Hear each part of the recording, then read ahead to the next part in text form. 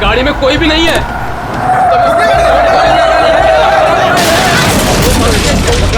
पेड़ से जाके ठोकी थी गाड़ी। आजा।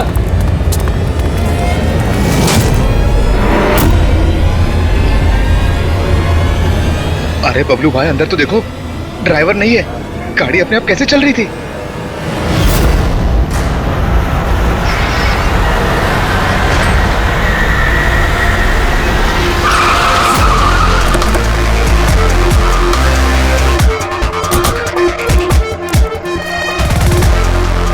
सलाम साहब। क्या बात है? एक्सीडेंट के केस में सीआईडी को बुलाया तुम लोगों ने? सर मुझे लगा है नॉर्मल एक्सीडेंट नहीं है, इसीलिए। क्यों? ऐसा क्यों लग रहा है? सर आइए खुद ही देख लीजिए, आइए।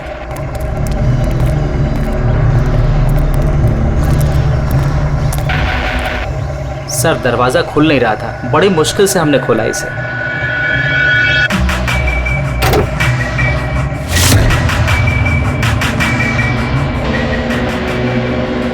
सर इन लोगों ने। मैं देखता हूँ। किसने देखा था पहले? क्या हुआ था? सर ऐसा पहले कभी देखा ही नहीं। गाड़ी में ड्राइवर नहीं था सर। गाड़ी में ड्राइवर नहीं था, गाड़ी अपने आप चल रही थी। अरे यार साफ साफ बताओ भाई। हाँ सर, गाड़ी में ड्राइवर नहीं दिखाई दिया और गाड़ी जाके सीधे पेड़ से टकरा गई। अरे क्या बात कर रहे हो? गाड़ी के अंदर ड्राइवर है, मना पड़ा है। नहीं सर, सच में गाड़ी में ड्राइवर नहीं था, नहीं तो ये गाड़ी मेरी भी गाड़ी को टकराते हुए बच गई।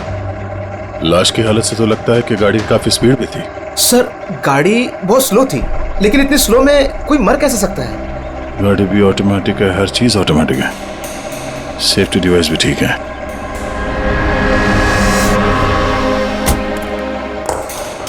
ये लोग तो बोल रहे हैं कि इन लोगों ने इसे ड्राइव करते हुए देखा ही नहीं। अच्छा, तो हो सकता है ये ड्राइवर पहले से घायल हो, जिसकी वजह से ये ड्राइविंग सीट से फिसल के स्टीयरिंग के नीचे जो जगह है वहां पे सरक गया और उसके बाद ही एक्सीडेंट हुआ हो। शायद इसीलिए नहीं दिखा होगा। कुछ पता चला कौन है? कुछ आईडी वगैरह? अरे हाँ, इसका नाम अमन है और उसका मोबाइल है बुरी तरह से टूट गया। और एक बात अभिजीत, ये गाड़ी ऑटोमेटिक है, ये देखो इंजन अभी भी ऑन है, ऑफ नहीं हो रहा है।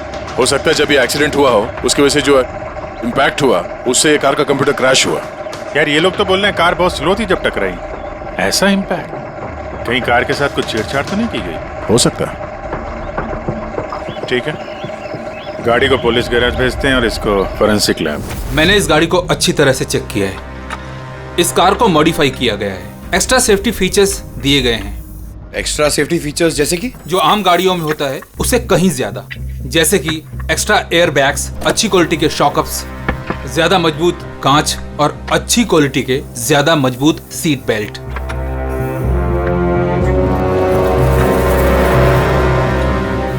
ये देखो, निकोटीन पैच। Nicotine patch? ये तो सिगरेट छोड़ने के काम में आता है ना? हम गाड़ी के सिस्टम को कंप्यूटर से लिंक कर सकते हैं? जी हाँ मैडम, एक मिनट।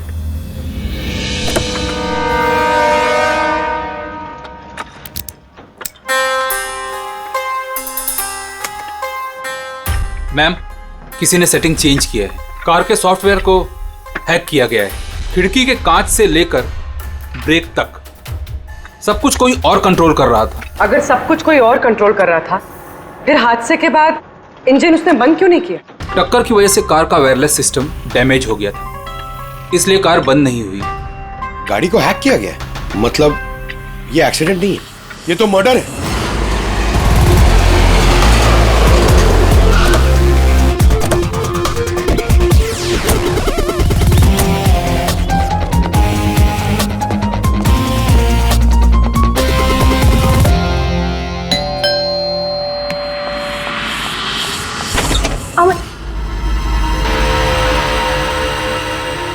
आप लोग?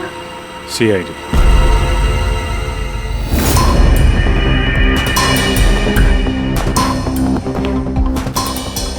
अरे इस आदमी पर कोई टैंकर चढ़ गया था क्या?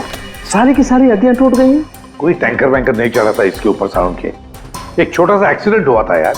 छोटा सा? और वो भी किसी ने करवाया था। आपके पति अमन का एक्सीडेंट हुआ है और वो नहीं रहे। आपको कैसे पता? अमन को कार नहीं चलानी चाहिए थी। वो कभी कार नहीं चलाता था सर।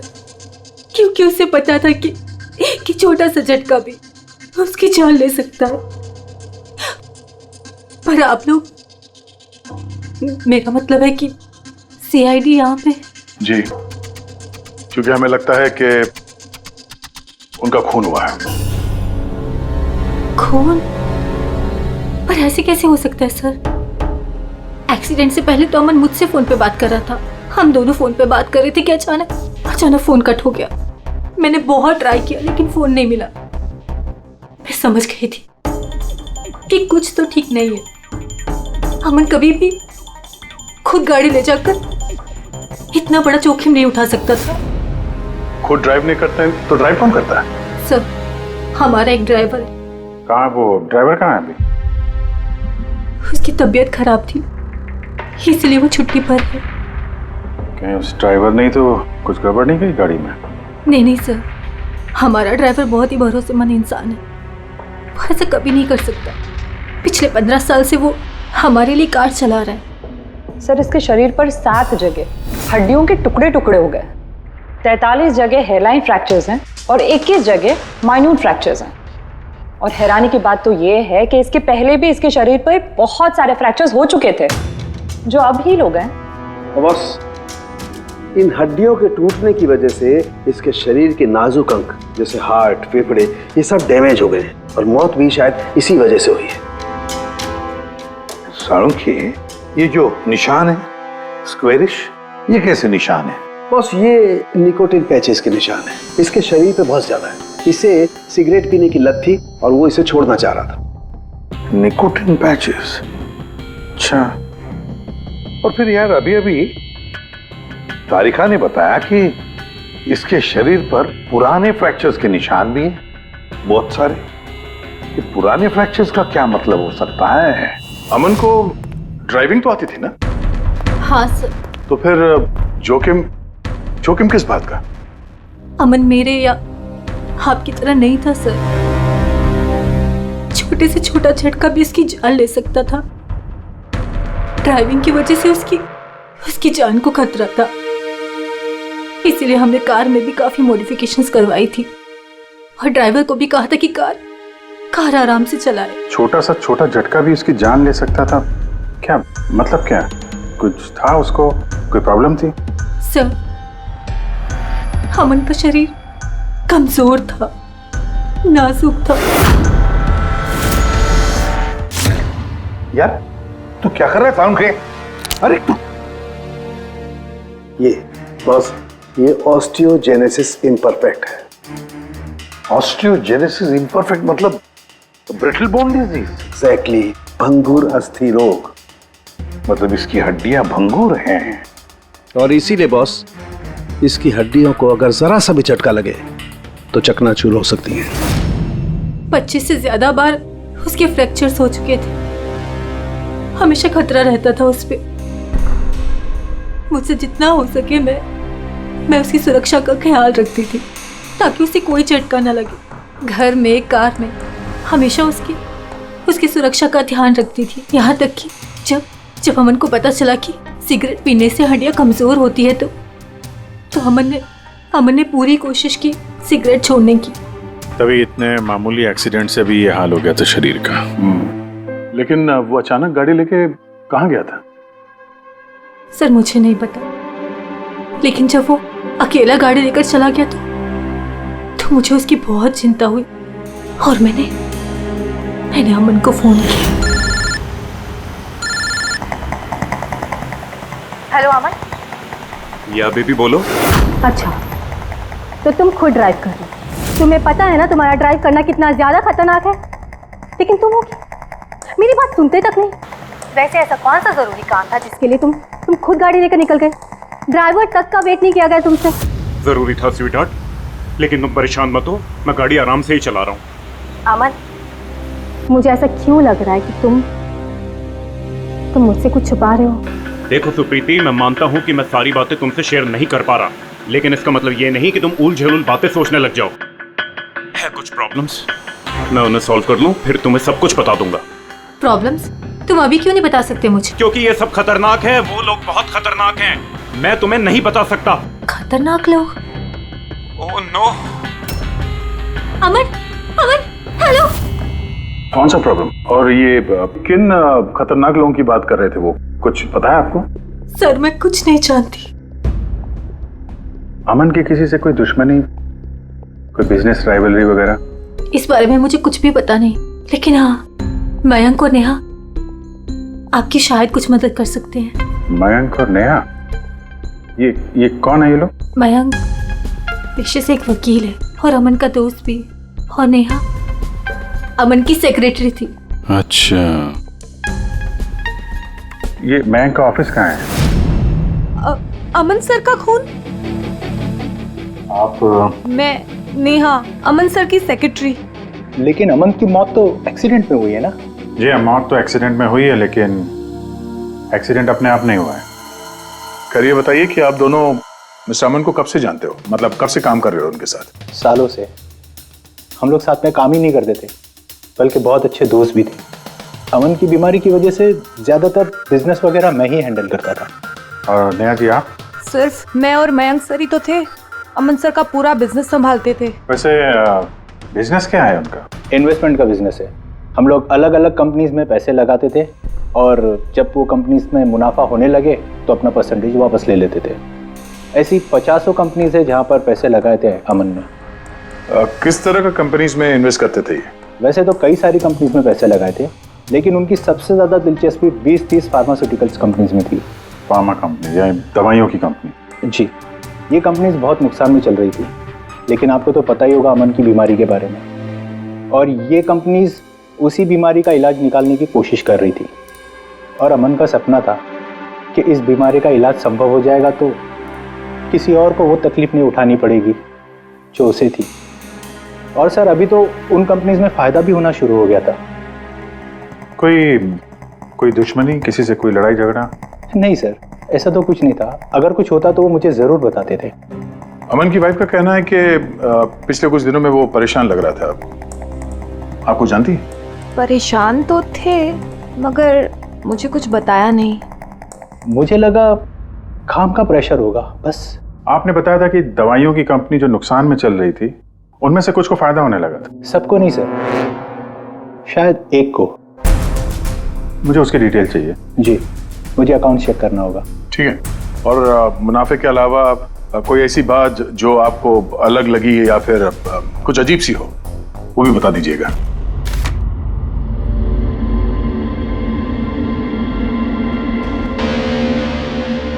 ये जादव है सर, अमन का ड्राइवर। काफी परेशान लग रहा है वो। देखते हैं।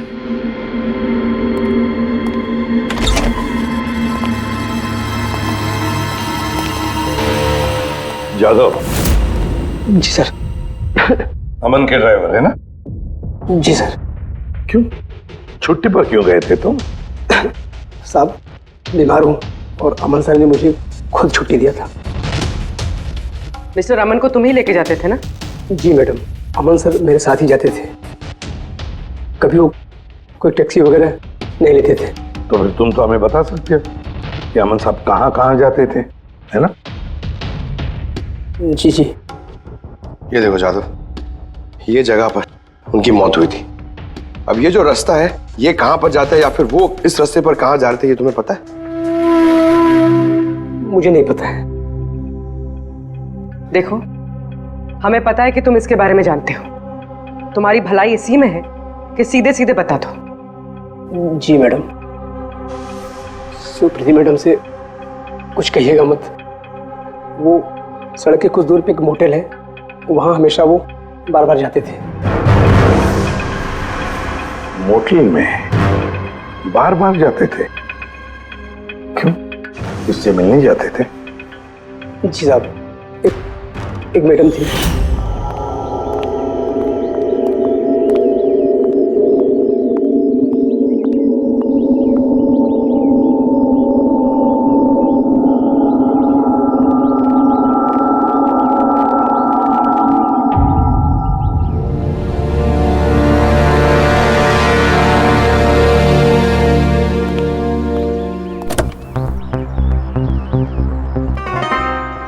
सुन जादव, ये जो कुछ भी तुमने देखा इस बारे में किसी से कुछ मत कहना, सुप्रीति भाभी से भी नहीं, समझे?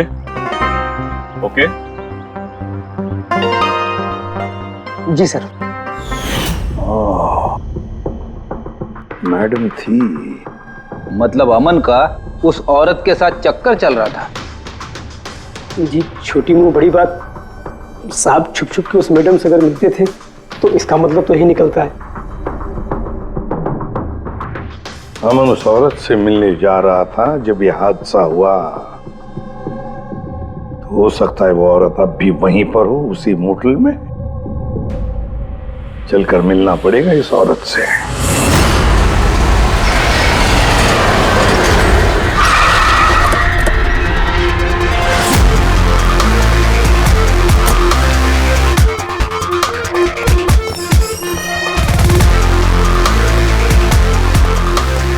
Excuse me.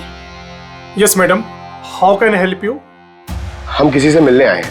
लेकिन आप लोग हैं कौन और किससे मिलना है आप लोगों को? हम लोग सीआईडी से। ये आदमी, ये आपके मोटेल में आता जाता रहता है? हाँ मैडम। किससे मिलने आता है? हमारे होटल के रूम नंबर 305 में एक मैडम रुकी हुई है, रूही। वो उनसे अक्सर मिलने आता रहता है। 305? यस सर, वो अभी चेकआउट करने वाली है। ये रूही हाथ से निकलनी नहीं चाहिए। कहां से जाना है? सर यहाँ से लेफ्ट। पंकज, स्टेयरकेस से जाओ, हम दोनों लिफ्ट से जाते हैं।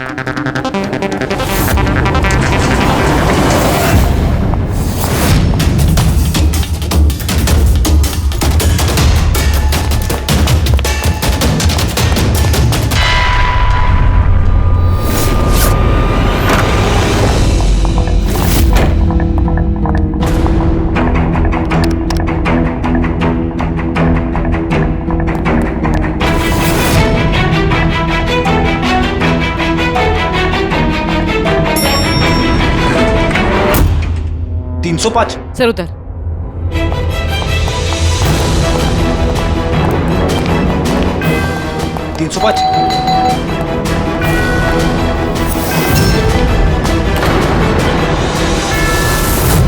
रूही?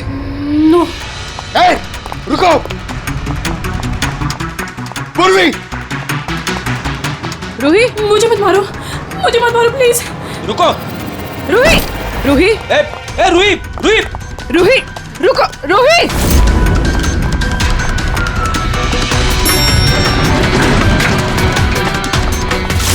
रुक जा।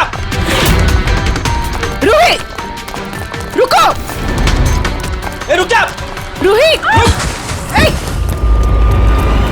मार दो मुझे, लेकिन तुम लोग भी बच नहीं पाओगे। तुम लोगों का सच सबके सामने आ ही जाएगा। सच? कौन सा सच? मैं सब जान चुकी हूँ तुम लोगों के बारे में, सब जान चुकी हूँ। क्या बोल रही हो तुम? तुम्हें ऐसा क्यों लगता है कि हम तुम्हें मारेंगे? आओ। कौन सा सच? रूही, हम सीआईडी से। सीआईडी? चलो मान लिया रूही कि तुमने कुछ नहीं किया, लेकिन अगर तुमने कुछ नहीं किया तो वहां से भागी क्यों?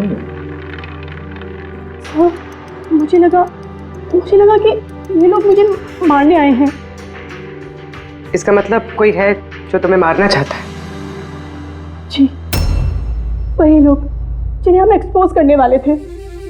उनके खिलाफ हमारे पास सारे सबूत थे। कौन लोग और कैसे सबूत? हाँ, बताओ।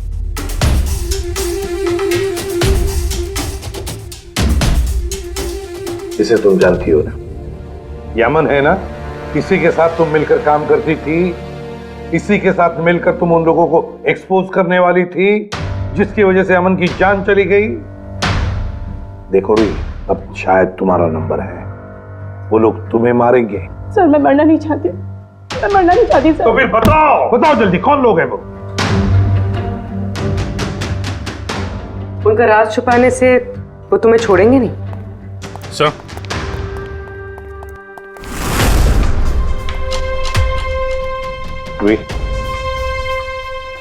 ये लो पानी पी लो, पियो।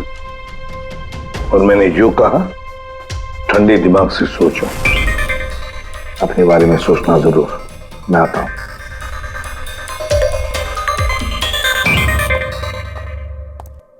घबराई हुई है, डरी हुई है। लेकिन अब डरने की क्या जरूरत है सर? अब तो सीआईडी के पास है वो। लेकिन सर वो हम पे भरोसा नहीं कर पा रही, थोड़ा वक्त लगेगा। से जो अमन का वकील है मयांक, उससे क्या पता चला? सर अमन ने बहुत सारी दवाई की कंपनियों में पैसा लगाया था, लेकिन वो सब की सब घाटे में चल रही थी। एक कंपनी है जिसने अभी अभी फाइनली फायदा करना शुरू किया था, CRM फार्मास्यूटिकल। और सर ताजुब की बात यह है कि अमन ने पिछले हफ्ते ही इस कंपनी के साथ जितने भी डीलिंग्स है वो सब तोड़ दिए, और मयंक भी इस बात से काफी हैरान था। वही तो समझ में नहीं आ रहा है कि इस अमन ने जब ये कंपनी लॉस में जा रही थी तब उसके साथ तो डील नहीं तोड़ा, और जब ये कंपनी प्रॉफिट कर रही है तब डील तोड़ने जा रहा है। और सर वो मयंक से कभी कोई बात छुपाता नहीं था, उसने ये बात मयंक को बताई भी नहीं। हाँ सर, मयंक ने उसका भरोसा तोड़ दिया होगा सर। आओ जरा रोही, CRM फार्मास्यूटिकल्स के साथ जो अमन की डील थी वो तुम्हारी वजह से कैंसिल हो गई है ना? वरना उसके पास ऐसी कोई वजह तो थी नहीं। अब सच सच बता दो कि डील तुमने क्यों तोड़वाई? क्योंकि उसने मेरे भाई का खून किया। भाई का खून? सर, मैं जिस शहर से आई हूँ उस शहर में बहुत पोल्यूशन है। मेरे भाई को पोल्यूशन से बहुत एलर्जी थी, उसे सांस लेने में बहुत तकलीफ होती थी। वो तो सिर्फ दवाइयों पर ही जिंदा था। एक मिनट, और वो दवाइयाँ थी CRM फार्मास्यूटिकल कंपनी की, हैं? जी सर, और सबकी सब नकली थी। मेरे भाई के ऊपर कोई असर ही नहीं कर रही थी, और ये बात हमें बहुत लेट पता चली, और मेरे भाई की जान चली गई। तुम्हें कैसे पता चला कि वो दवाई नकली थी? सर, मैं खुद एक प्राइवेट कंपनी में केमिस्ट हूँ। जब ये दवाइयाँ मेरे भाई पर असर ही नहीं कर रही थी तो मुझे शक हुआ कि क्या बात हो सकती है, तो मैंने उन दवाइयों को खुद से टेस्ट किया और मेरा शक बिल्कुल सही निकला। सारी दवाइयाँ नकली थी। नकली थी मतलब? सर, हर एक दवाई एक खास केमिकल से बनती है, और जिस दवाई की मेरे भाई को जरूरत थी वो केमिकल तो उस दवाई में था ही नहीं, जिसकी वजह से वो दवा उस पर असर भी नहीं कर रही थी। और अमन इस कंपनी में एक इन्वेस्टर था। जी सर, इसलिए मैं उससे मिलने भी गई थी, लेकिन वहां जाके पता चला कि इसमें तो उसका हाथ है ही नहीं, और उसने मुझसे प्रॉमिस किया कि वो मेरी इसमें मदद करेगा। अरे सर, आप यहाँ कैसे? कोई काम था क्या? हाँ, ये मेरी असिस्टेंट रूही है। हेलो।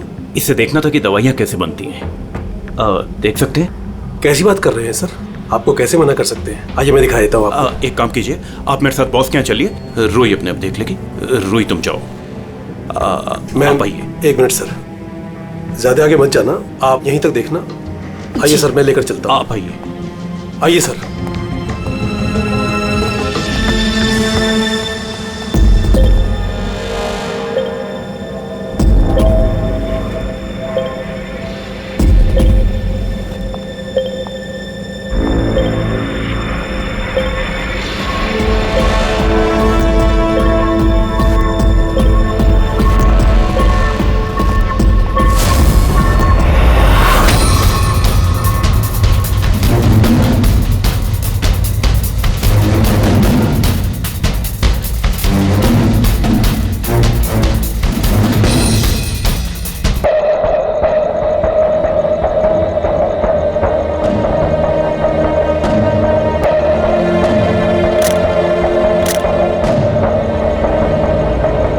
ये तो वही केमिकल है, लेकिन ये लोग यहाँ से बाहर क्यों लेके जा रहे हैं? फिर हमने सारे सबूत जुटा लिए थे और सारे सैंपल्स भी टेस्ट किए थे। एक बात तो पक्की है कि सामन की मौत और CRM फार्मास्यूटिकल्स का कोई ना कोई संबंध जरूर है। कुछ ना कुछ तो गड़बड़ जरूर है। बॉस, इतनी सुरक्षित कार होने के बावजूद इसकी हड्डियां कैसे टूटी ये पता चल गया। अच्छा सर, अमन के खून में से हमें एक ऐसा केमिकल मिला है जिससे एपिलेप्टिक फिट्स आते हैं, मिर्गी का दौरा। माय गॉड, यार अमन को तो ब्रिटल बोन डिजीज था। मिर्गी का दौरा आ जाके वो गिर जाता, उसकी हड्डियां टूट जाती, इसी की वजह से इसकी मौत हुई है। ओह, तो मतलब जिसने भी ये किया वो जानता था अमन के ब्रिटल बोन्स डिजीज के बारे में, उसे बड़े चालाकी से उसका नाजायज फायदा उठाया।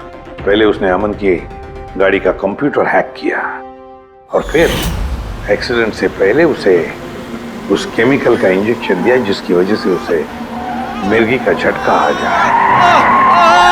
उसे मालूम था अमन किसी भी हालत में बच ही नहीं सकता। अगर मिर्गी का झटका आ जाता तो वो गिर जाता, जिसकी वजह से उसकी हड्डियां टूट जाती और वो मर जाता। अगर उसमें से भी बचता तो कार के एक्सीडेंट में से तो बच ही नहीं सकता था वो। समझ कि मिर्गी का दौरा पड़ने वाला जो ड्रग है कितनी देर बाद असर करता है? बस कुछ घंटे तो लगते हैं।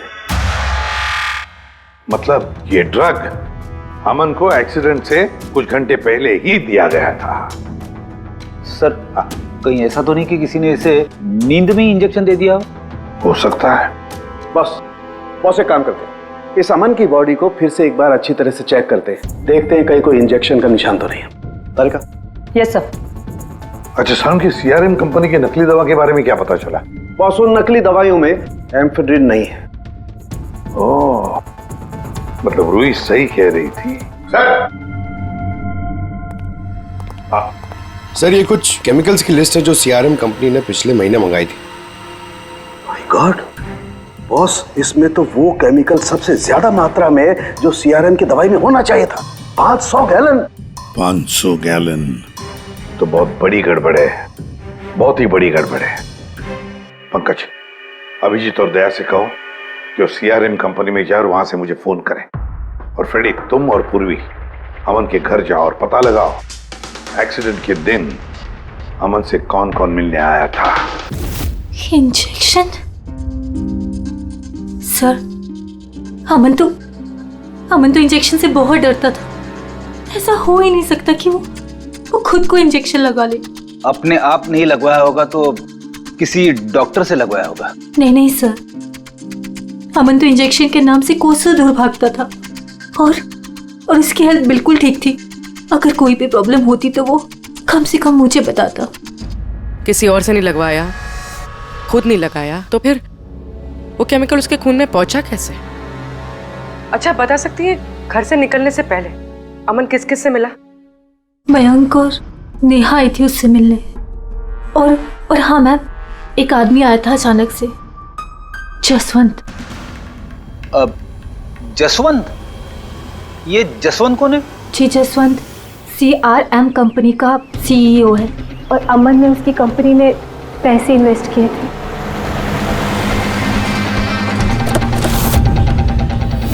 मिस्टर जसवंत, आप अमन के घर गए थे उससे मिलने के लिए उसके एक्सीडेंट के कुछ घंटे पहले? जी सर, मैं गया था लेकिन मिल नहीं पाया था। तो दरअसल उनकी वाइफ ने मुझे बताया कि वो सो रहे हैं, तो मैंने सोचा वो शायद मुझे अवॉइड करना चाहते होंगे, तो मैं वापस चला आया। पापा, अमन ने हमारे साथ बिजनेस डील कैंसिल की, फिर भी आप उससे मिलने गए थे? जी बेटा, क्योंकि मैं उनको वापस लाना चाहता था। सर वो हमारी नई यूनिट के लिए बहुत जरूरी था। तो जसवंत जी, जब आप अमन से मिलने उसके घर गए तो वाइफ सुप्रीति के अलावा वहां कोई और भी था? मैं जब गया तब तो वहां कोई नहीं था, लेकिन हाँ जब मैं वहां से निकला तो उनके लॉयर मिस्टर मयंक और सेक्रेटरी नेहा, वो दोनों जरूर उनके घर आए थे। अच्छा ठीक है, thank you very much. Boss ये देखो, ये निकोटिन पैच का हिस्सा और यहाँ पर देखो ये इंजेक्शन का निशान। खूनी ने यहीं से वो मिर्गी के दौरे वाला इंजेक्शन इसे दिया है। इसका ये हिस्सा सुन्न करके हाँ, और वो इस पैच के जरिए। इसे इमला पैच कहते हैं। इमला पैच? ये बच्चों को इंजेक्शन लगाने से पहले लगाते हैं ताकि वो पर्टिकुलर एरिया सुन पड़ जाए और उन्हें दर्द ना हो। अब बस ये इमला पैच और ये निकोटिन वाला पैच, ये देखो बस, ये दोनों पैच एक जैसे दिखते हैं, बिल्कुल एक जैसे। हाँ, खूनी ने इस निकोटिन वाले पैच की जगह ये एमला पैच इसके हाथ पर लगाया, इसके हाथ का ये हिस्सा सुन्न कर दिया और बाद में मिर्गी के दौरे वाला इंजेक्शन यहाँ से लगा दिया, शायद तब जब वो सो रहा था। हाँ सर, ये कर कौन सकता है? जसवंत तो एक हफ्ते से अमन को मिला भी नहीं। तो फिर सर वो मयंक या फिर नेहा, वो तो नहीं।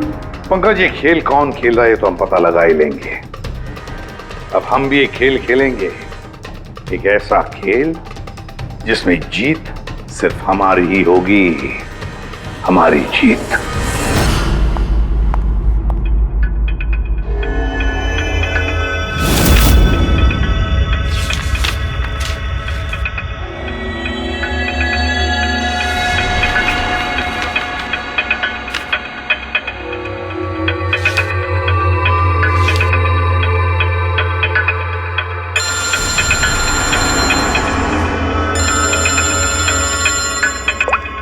हेलो, मेरा कुरियर तो तुम तक पहुंच गया होगा। कौन है तुम? और ये सब मुझे क्यों भेजा है? तुम लोगों ने अमन को तो मार डाला, लेकिन तुम लोग मुझ तक नहीं पहुंच सकते। अगर तुम लोग चाहते हो कि मैं अपना मुंह बंद रखूं, तो मुझे 5 करोड़ रुपए देने होंगे। ये क्या बकवास कर रही हो?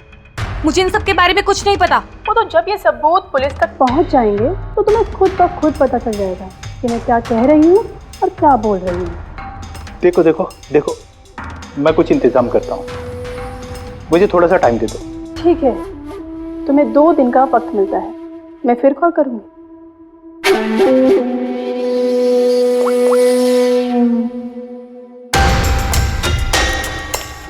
तो मास्टरमाइंड ये मयंक है।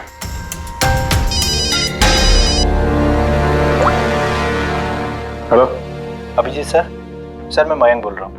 सर, मुझे एक कोरियर आया और एक लड़की का फ़ोन भी आया और उसने मुझसे 5 करोड़ रुपए मांगे, तो मैंने सोचा ये बात आपको बता दूँ। नहीं, बहुत अच्छा किया तुमने, मैं देखता हूँ। Thanks. Thank you so much. Mayank का फ़ोन था। उसने उस कुरियर रूही के बारे में बताया सर। और उसने ये भी कहा कि उसने जानबूझ के समय मांगा ताकि हम इस तक पहुँच सके। तो ये मयंक नहीं बल्कि कोई और ही है।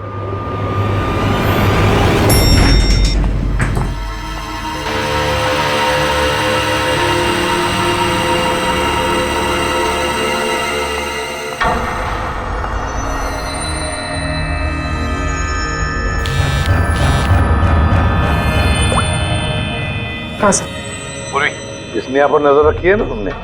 हाँ सर, वो अभी यहाँ से निकली है। कड़ी नजर रखना पूर्वी, बिल्कुल कड़ी नजर। अपनी नजरों से ओझल मत होने देना उसे। ये नेहा ही हमें उस खूनी तक पहुंचाएगी। सर।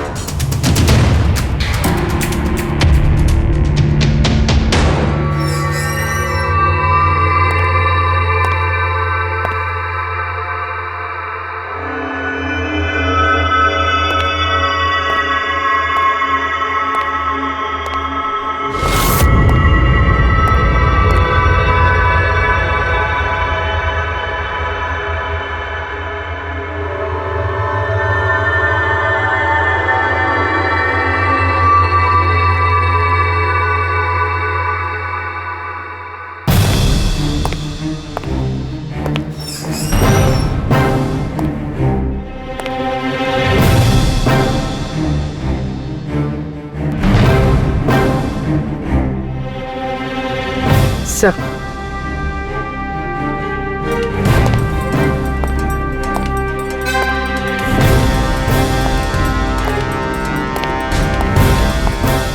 क्या हुआ? इतनी जल्दी में क्यों बुलाया? क्या है ये सब? ये सब क्या है? तुमने तो कहा था कि किसी को कुछ पता नहीं चलेगा। फिर हमारे बारे में ये लड़की सब कुछ कैसे जानती है? डोंट वरी बेबी, मैं सब संभाल लूंगा। मैं हूं ना, जैसे उस अमन को ठिकाना लगाया वैसे इस लड़की को भी ठिकाना लगा दूंगा। तुम टेंशन मत लो, ओके?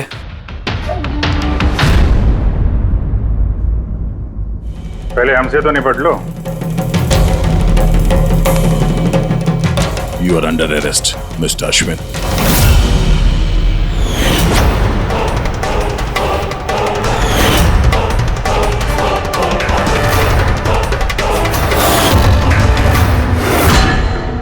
अश्विन के पास तो वजह थी, तुमने अपने बॉस का खून क्यों किया? हम दोनों एक दूसरे से प्यार करते हैं। जब मुझे पता चला कि अमन सर सीआरएम फार्मास्यूटिकल की जांच कर रहे हैं तो ये बात मैंने अश्विन को बता दी ताकि वो लोग अपनी गलतफहमियां दूर कर सके। लेकिन इसने तो अमन को ही दूर कर दिया। क्यों अश्विन? मैं जानता था कि अमन को कुछ समझाने का कोई फायदा नहीं होगा। वो तो हमें जेल भिजवा के ही रहता। तुमने मेरे भाई को मारा, अमन का खून किया और ना जाने कितने मासूमों की जान ली होगी तुमने अपनी इन नकली दवाइयों से। बिजनेस में बहुत घाटा हो रहा था, नुकसान पे नुकसान हो रहा था। डैड नहीं मानते, इसलिए लोगों को बिना बताए मैंने केमिकल्स को नॉर्थ इंडिया के प्लांट में भेजना शुरू कर दिया। उससे हम नशा बनाते थे, थोड़ा प्रॉफिट हो ही रहा था कि अमन ने सारा खेल बिगाड़ दिया। सिर्फ फायदे के लिए दवाइयों की जगह पे तुम ये जहर बनाने लगे थे, हाँ? मुझे कंपनी की हालत पता थी। मैंने अमन सर को अश्विन से मिलाया था ताकि वो कंपनी में इन्वेस्ट करके उसे डूबने में बचा सके। और अमन खुद को तुम लोगों से बचा नहीं पाया। ये सब कुछ मैंने अपने प्यार के लिए किया। मेरे अलावा कोई ये कर नहीं सकता था क्योंकि वो अपनी निकोटीन पैच मुझे से मंगाते थे।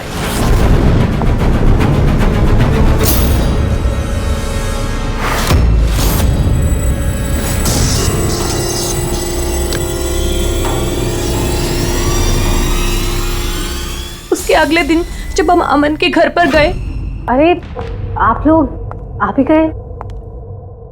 पर अमन तो सो रहे हैं। अगर कुछ इम्पोर्टेंट काम है तो मैं जगा देती हूँ। नहीं कोई बात नहीं, हम इंतजार करेंगे।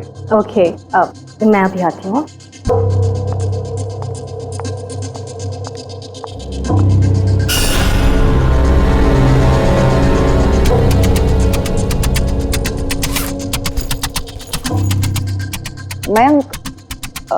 मैं जरा वॉशरूम होकर आऊं।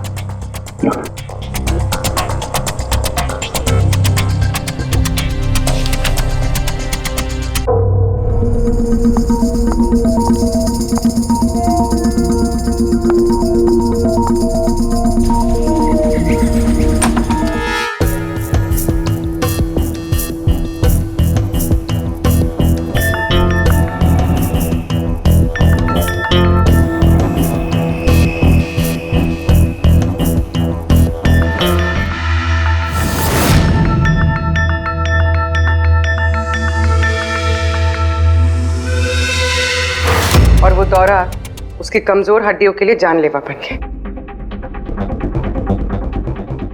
और तुम चीफ टेक्नोलॉजी ऑफिसर, तुमने रिमोट कंट्रोल से अमन के कार के कंप्यूटर को हैक कर दिया और उसका एक्सीडेंट करवाया। कमाल का दिमाग पाया है तुम लोगों ने, कमाल का दिमाग। काश यही दिमाग किसी अच्छे कामों में इस्तेमाल करते तो देश का भला हो जाता, समाज का भला हो जाता। पर नहीं, तुम्हारे इस टेढ़े दिमाग ने दो मासूम लोगों की जानें ली और पता नहीं कितने सैकड़ों लोगों की मौतें हुई तुम्हारी इस गलत दवाइयों की वजह से। तुम्हें तो कड़ी से कड़ी सजा होगी, शायद फांसी होगी तुम्हें।